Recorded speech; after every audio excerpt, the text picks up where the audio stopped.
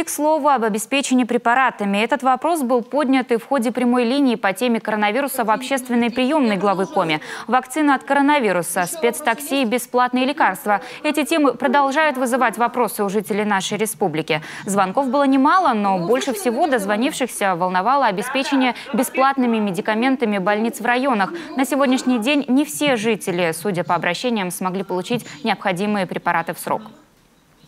Учитывая дефицит лекарственных препаратов на фармацевтическом рынке, мы лекарственные препараты получали в ограниченном количестве несколькими партиями. Эти партии при поступлении сразу распределялись по медицинским организациям.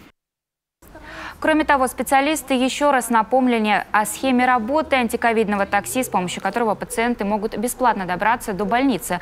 Пока такая услуга работает только в Сыктывкаре, но уже скоро появится и в Ухте. Для того, чтобы вызвать транспорт, нужно позвонить в колл-центр 3-й городской поликлиники. И, к слову, если еще 2 недели назад такси развозило около 20 пациентов в день, то сегодня уже 60, а нагрузка на врачей Сыктывкара существенно снизилась.